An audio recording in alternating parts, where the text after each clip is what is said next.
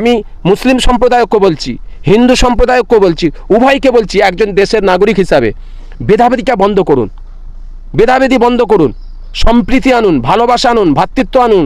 একসাথে এই দেশকে কি করে আগে বাড়ানো যায়, এই রাজ্যকে কীভাবে আগে বাড়ানো যায়, গ্যাসের দাম কি করে কম করা যায়, চাকরি কি করে আসে, পেট্রোলের দাম কিভাবে কম আসে, অশিক্ষিত হয়ে শিক্ষিত যারা পড়াশোনা করেছে তাদের কিভাবে চাকরির ব্যবস্থা হয়, যারা পড়াশোনা করতে পারছে তাদের স্বাস্থ্যে তাদের পড়া এডুকেশনের জন্য কিভাবে তাদের সাহায্য করা যায়, এই দিকটা সকলে লক্ষ্য করুন।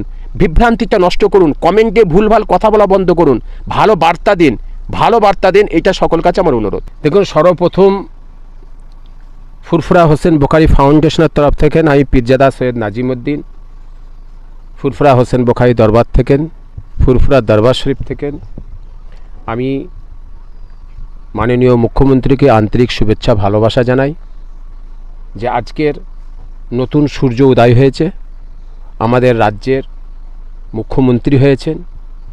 তো আমি একজন পীরজাদা হিসাবে, এই রাজ্যের মাতৃভূমি হিসাবে,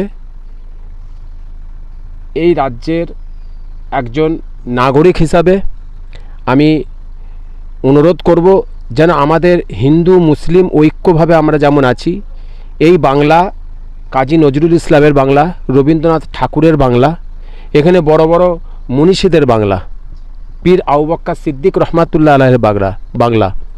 তো এই বাংলা রামকৃষ্ণর বাংলা। তো আমাদের যে সম্প্রীতি ভালোবাসা যেন আমাদের থাকে, এইটা হচ্ছে পুরো দায়িত্ব, মুখ্যমন্ত্রীর দায়িত্ব।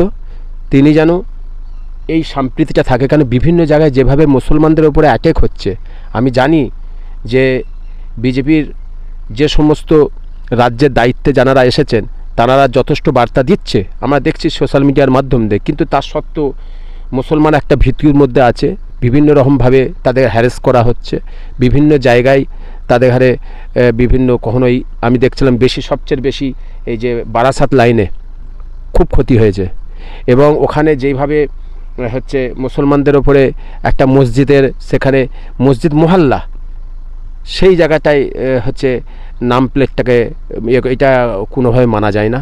কেন একজন ধর্ম নামে তাদের গেট, এইটা হচ্ছে মুসলিম পাড়া, মুসলিম রাস্তায়, সেখানে সে গেট দিয়েছেন। এবার এবার আরও অনেক জায়গায় নাম চেঞ্জ করেছে, করেছে। আমি জানি এইটা আমরা দেখতাম উত্তরপ্রদেশ বা গুজরাট, দিল্লি, বিভিন্ন জায়গায় দেখতাম, আজকে সেইটা আমরা পশ্চিমবাংলার মধ্যে দেখছি। তো আমরা চাইছি এইটা সম্প্রীতির বাংলা, যেন আমরা সকলে সম্প্রীতির সাথে থাকি, এবং সকলের কাছে অনুরোধ করব যেন এইটাকে নিয়ে হিন্দু মুসলিম না করে। এর আগে কোনো দলকে বারবার দোষারোপ করা হয়েছে, বারবার দোষ দেওয়া হয়েছে, এই দল হচ্ছে হিন্দু মুসলিম করছে, এই দল হচ্ছে হিন্দুদের ক্ষতি করছে, মুসলিমরা বলছে মুসলিমদের ক্ষতি করছে। তাই আমি অনুরোধ করব তাদের হারে যে আপনারা হিন্দু মুসলিমটা বলা বন্ধ করে সম্প্রীতির বাংলা বলুন। আজকে ওই দল নেই যাকে আপনারা টার্গেট করেছিলেন, আজকে যেই দল হয়েছে এই দল হয়ে আপনারা কথা বলুন, কারণ আপনারা চেয়েছেন এই দলকে, তাই এসেছেন। বাংলার মানুষ চেয়েছে, বাংলার সম্প্রদায় চেয়েছে, উন্নয়নের জন্য চেয়েছে, সম্প্রীতির জন্য চেয়েছে, তাই এই দলকে এনেছে। তাই আমি তাদের লক্ষ্য করে বলতে চাইছি, হিন্দু মুসলিম করবেন না, এটা অনুরোধ করব। এবং এই দরবার থেকে আমি বিশেষ করে সমস্ত মুসলিম সম্প্রদায় লক্ষ্য করে বলছি, আপনারা কেউ ভয় খাবেন না, ভয় খাবেন না। কেন, আপনি হচ্ছেন এই রাজ্যের, এই দেশের হচ্ছে নাগরিক, আপনার মাতৃভূমি এখানকারের। কেন যারা এই দেশের নয় তাদের এসআইআর করে বের করে দিয়েছে, তাদের হারে এসআইআর করা হয়েছে।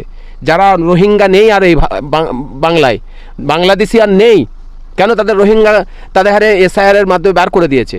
তা আজকে আপনারা হচ্ছে এই দেশের হচ্ছে মাতৃভূমি, বুক ফুলিয়ে চলবেন, অন্যায়ের বিরুদ্ধে প্রতিবাদ করবেন, অন্যায়ের বিরুদ্ধে মাঠে নামবেন। আমি আজকে তাদের লক্ষ্য করে বলতে চাইছি যে অন্যায়ের বিরুদ্ধে কেউ পিছনে হাসবে। এখানে এই শিক্ষা রবীন্দ্রনাথ ঠাকুর দিয়ে গেছেন, এই শিক্ষা রামকৃষ্ণ দিয়ে গেছেন, এই শিক্ষা পবিত্র নাম তিনিও দিয়ে গেছেন যে অন্যায়ের বিরুদ্ধে সকলকে দাঁড়াতে হবে। তা আমাদেরও প্রফেট মুহাম্মদ সাল্লাল্লাহু আলাইহি ওয়াসাল্লাম এই শিক্ষাটাই দিয়েছেন যে অন্যায়ের বিরুদ্ধে কেউ মাথা নত করবে না, অন্যায়ের বিরুদ্ধে বলবেন। তাই আমি মুসলিম সম্প্রদায়কে বলছি, হিন্দু সম্প্রদায়কে বলছি, উভয়কে বলছি একজন দেশের নাগরিক হিসাবে ভেদাভেদিটা বন্ধ করুন, ভেদাভেদি বন্ধ করুন, সম্প্রীতি আনুন, ভালোবাসা আনুন, ভ্রাতৃত্ব আনুন। একসাথে এই দেশকে কি করে আগে বাড়ানো যায়, এই রাজ্যকে কিভাবে আগে বাড়ানো যায়, গ্যাসের দাম কি করে কম করা যায়, চাকরি কি করে আসে, পেট্রোলের দাম কিভাবে কম আছে, অশিক্ষিত হয়ে শিক্ষিত যারা পড়াশোনা করেছে তাদের কিভাবে চাকরির ব্যবস্থা হয়, যারা পড়াশোনা করতে পারছে তাদের স্বাস্থ্যে তাদের পড়া এডুকেশনের জন্য কিভাবে তাদের সাহায্য করা যায়, এই দিকটা সকলে লক্ষ্য করুন।